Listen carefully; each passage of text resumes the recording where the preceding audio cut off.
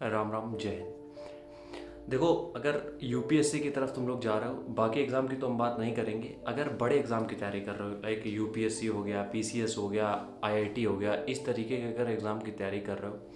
तो एक चीज़ ये ध्यान रखो कि इसमें टीचर कितना पढ़ा रहा है, इससे ज़्यादा फ़र्क इस चीज़ से पड़ेगा कि तुम घर पे कितना पढ़ रहे हो। तो अगर टीचर पूरा 100% नहीं भी तुम्हें सिलेबस करा रहा है, 100% चीज़ें तुम्हें नहीं भी पढ़ा रहा है, यकीन मानो इसमें तुम्हारा ही फ़ायदा है। अब देखो, होता क्या है कि जो भी आयोग होता है वो तुम्हें एक तरीके के सिलेबस तुम्हें पकड़ा देता है कि इस सिलेबस के अंदर हम पूछने वाले हैं, ठीक है। वहाँ पे प्रॉपर बुक लिस्ट तुम्हें पता होती है, इन बुक से आना है, तुम्हें सारी चीज़ें पता होती हैं, और तुम्हें ये भी पता है कि इसमें वही चीज़ें काम आएंगी जो तुम खुद से सोच रहे होगे या फिर खुद से तुम उस चीज़ पे तुम्हारा दिमाग जा रहा होगा, ठीक।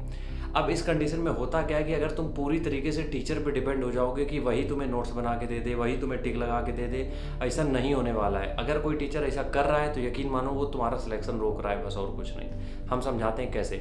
जब भी तुम किसी भी एग्ज़ाम की प्रिपरेशन कर रहे होते हो, ठीक है, तो जब तक तुम उस चीज़ में अपना खुद की चीज़ें ऐड नहीं करते हो तब तक उस एग्ज़ाम का कोई रिजल्ट नहीं निकलता है। जैसे कि अगर मान लो कोई तुमने टॉपिक तुमने पढ़ा है या फिर किसी ने तुम्हें पढ़ाया है, ठीक है, अब उस टॉपिक में तुम्हारे क्या ओपिनियन है, जब तक वो इंक्लूड नहीं होंगे तब तक वो टॉपिक कंप्लीट नहीं हुआ, खासकर यूपीएससी के लिए। तो अगर कोई मास्टर ऐसा है जो तुम्हें सिर्फ सिखा रहा है, जैसे कि बहुत से टीचर अपने यहाँ जो तुम्हें सिर्फ सिखा रहे हैं कि ये चीज़ें करनी कैसे हैं, मतलब कि समझ रहे हो,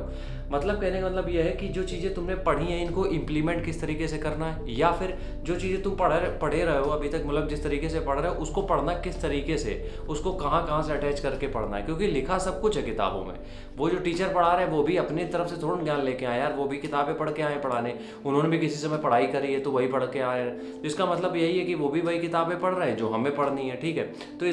इसके लिए तुम्हें करना क्या पड़ेगा, इसके लिए तुम्हें करना ये पड़ेगा, टीचर सिर्फ एक मॉड्यूल तुम्हें देते हैं, मतलब कि टीचर एक वे ऑफ लर्निंग है, मतलब कि तुम्हें तरीका बताते हैं कि तुम्हें किस तरीके से चीज़ें करनी है। अब तुम्हें खुद पड़ेगी, वो सारे सवालों में टिक लगा के नहीं देंगे, वो तुम्हें सिलेबस का एक एक पॉइंट बता के नहीं देंगे, या फिर वो तुम्हें एग्जाम के कोई हर एक सवाल के बारे में नहीं बताएंगे कि तुम्हें ये सवाल आएगा तो ऐसे लिखना है, नहीं। वो सिर्फ तुम्हें इस तरीके से बताएंगे कि इस किताब को इस चीज़ के साथ अटैच करके पढ़ो, और इस किताब को जब तुम पढ़ रहे हो तो इसमें ये चीज़ें इंक्लूड कर लो तो तुम्हें ज़्यादा बेनिफिट मिलेगा। मेरे कहने का मतलब क्या है, मेरे कहने का मतलब यहाँ पे सिर्फ इतना सा है कि जब भी तुम तैयारी करते हो तो पूरी तरीके से टीचर्स पे डिपेंड मत रहा करो, ठीक है, पूरा कि सब कुछ वही देखेंगे, नहीं। टीचर्स का मतलब क्या होता है, तुम्हें एक गाइड करना, तुम्हें एक दिशा देना, अब उसमें चलना तुम्ही को पड़ेगा। तो इसके लिए टीचर का काम क्या होता है, देखो क्या होता है, जब भी तुम बड़े एग्जाम की तैयारी करने जाते हो तो तुम्हें सबसे पहले दिक्कत क्या आती है, सिलेबस की, कि यार सिलेबस कैसे कंप्लीट होगा, या फिर हम सिलेबस ये करें कहाँ से, सबसे पहले दिक्कत ये आती है। दूसरी दिक्कत क्या आती है, हम किन किन सोर्सेज से पढ़ें, किस तरीके से पढ़ें, नोट्स कैसे बनाएं, ये सारी चीज़ें तुम्हारी टीचर ईजी कर देते हैं, और काम इस पर तुम्हें खुद को करना पड़ता है। तो टीचर कभी भी 100% नहीं पढ़ाएंगे, और टीचर से कभी तुम 100% पढ़ना भी नहीं। राम राम, जय हिंद।